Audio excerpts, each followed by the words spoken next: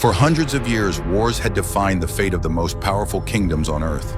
And while participating in battles in ancient times was a traumatic experience, some men seem to have been born with a natural talent for combat. Some warriors had humble origins. Others had been born into noble families. There were even kings responsible for commanding great nations. These men, who learned to master the chaos of battle and command their fellows to victory, became known as the warlords. Leonidas. Throughout history, few members of the nobility have directly risked their lives on the battlefield. But being king of a people with a warrior tradition forced the monarch to personally command his soldiers in the fight. Leonidas was the king of Sparta, an ancient Greek city that prided itself on its war culture, known for training the best warriors of the time. The king's name meant son of the lion. Leonidas was the protagonist of one of the most important battles in Greek history. Together with his valiant Spartan warriors, he participated in the Battle of Thermopylae against the vast Persian army. With Leonidas's tenacity and perseverance, the Spartans and their Greek allies managed to block a strategic point. They defended the pass of Thermopylae, where they fought for 3 days straight and killed about 20,000 Persians. Leonidas knew his death was certain, but he wanted to die in combat. No Spartan could turn his back on the fight, and if they fled, all of Greece would lose the courage to fight the Persians. Don't worry, what do you do, Alexander? Considered by many to be the greatest military leader of all time, Alexander the Great conquered one of the largest empires in history. Born in the city of Pella, the capital of the ancient kingdom of Macedonia, young Alexander was educated by several highly trained teachers, including the famous philosopher Aristotle. After the assassination of his father, King Philip II, Alexander ascended to the throne of Macedonia when he was only 20 years old. After quelling rebellions in Greece, he began a military campaign against the strong Persian Empire. Alexander participated in epic battles against the Persians and showed enormous conviction in every confrontation. Many claimed that he was a man blessed with divine blood, as nothing in the world seemed able to stop his advance. Despite commanding one of the best armies in the world, Alexander did not hide behind his soldiers. He always took his chances on the front lines of battle. At only 30 years of age, Alexander conquered one of the largest empires ever, stretching from Greece to Egypt and northwestern India. Although short, the life of Alexander is considered by many to be an example to be followed, proving that a determined person can achieve great things.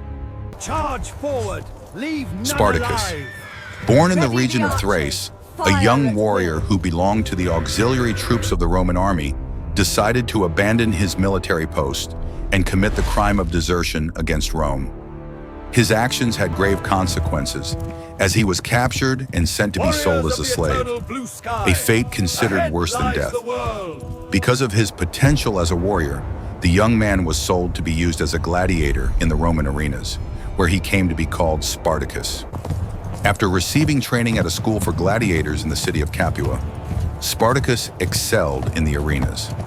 His physical strength ensured many victories, but above all, he was an educated and intelligent man. In 73 BC, Spartacus participated in a slave rebellion. After fleeing Capua, he attacked Roman villas and other gladiator schools, freeing slaves wherever he went and creating a powerful army. Rome sent many expeditions to contain the army of rebels, but Spartacus always managed to defeat or entrap the Roman troops. He was already considered a serious threat to the stability of the Republic. The rebellion ended in 71 BC, when the Roman commander Marcus Licinius Crassus eliminated his already worn-out troops. Even though he fought bravely, Spartacus eventually died on the battlefield. However, his name is still remembered today as a synonym for the fight for freedom. Follow me, men, to victory. The Julius Caesar. The city of Rome gave rise to one of the most important civilizations in history. Much of its military strength came from the effectiveness of its legions and generals. But few Roman generals were as ambitious and innovative as the famous Julius Caesar, a man who would forever change Roman history. Caesar was born into the Julia family, one of the oldest families in Rome. He received a privileged education and deeply admired his uncle, the general and politician Gaius Marius. After a troubled youth, Caesar joined the Roman army, where he fought as a soldier in several campaigns. With his intelligence and cunning, He quickly rose through both military and political ranks.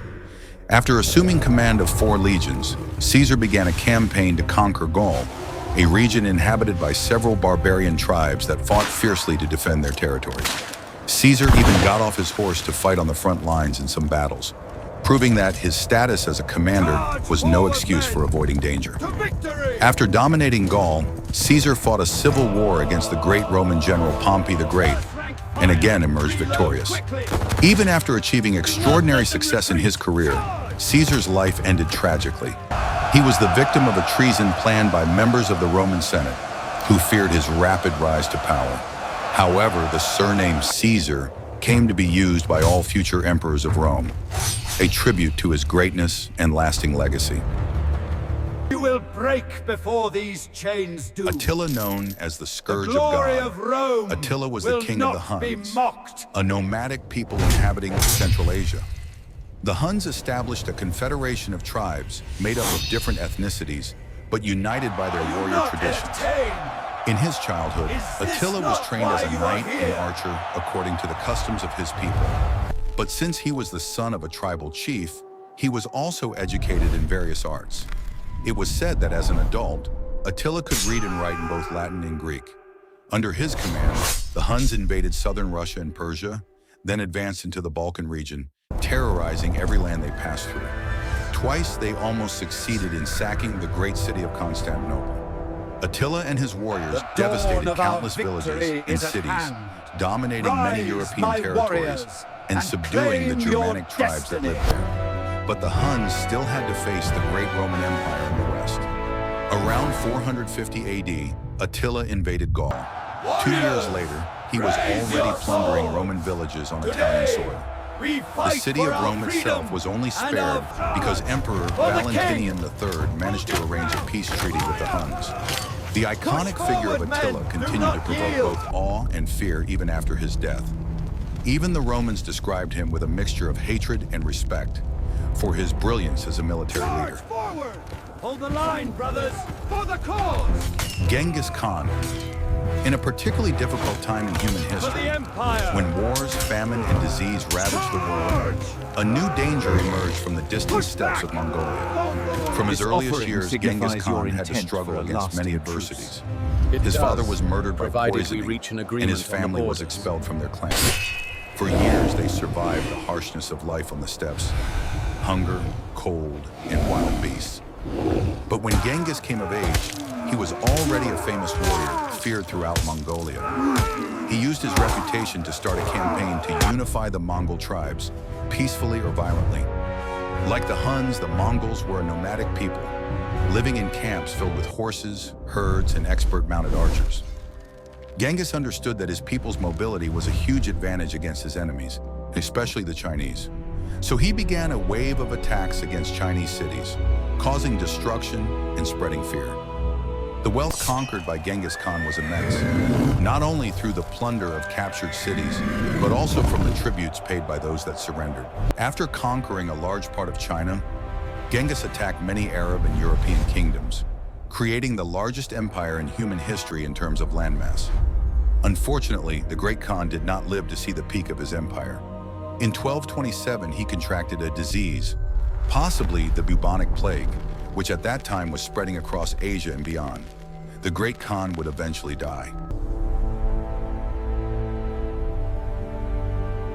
Oda Nobunaga. When Japan was facing a terrible civil war that had ravaged the country for more than a century, a feudal lord arose who was determined to end the conflict and conquer the entire Japanese territory for himself.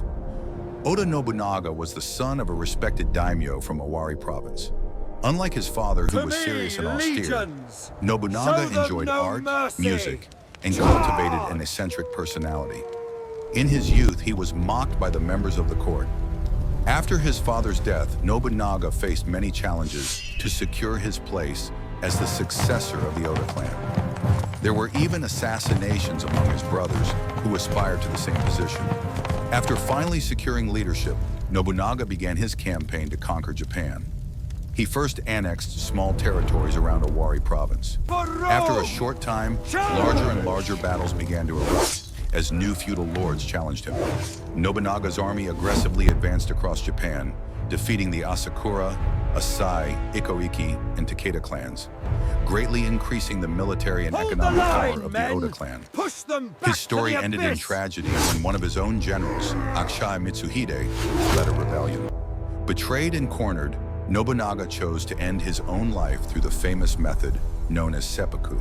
Saladin, considered the champion of the Holy War, Saladin was a hero of his people and the protagonist of stories and legends told throughout both the Middle East and Europe.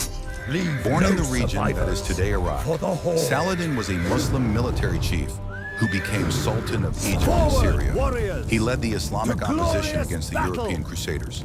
Saladin was a brilliant military leader. He decisively defeated the Crusader army several times, most famously at the Battle of Hattin in 1187, where the Crusaders were annihilated and the city of Jerusalem was recaptured by the Muslims. Saladin's personality was complex. At times, he was just and merciful, sparing the lives of his enemies and allowing some to return to their families. But when provoked, he could be cold and ruthless, wiping out hundreds without remorse. There was a deep rivalry and mutual respect between Saladin and King Richard the Lionheart of England. Both commanded vast armies and admired each other's courage and strategy. They even established an agreement regarding Jerusalem, where the city would remain in Muslim hands but remain open to Christian pilgrims. When Saladin died in March 1193, his treasury was open to pay for his funeral. But to everyone's surprise, it was almost empty. Before he died, Saladin had donated nearly all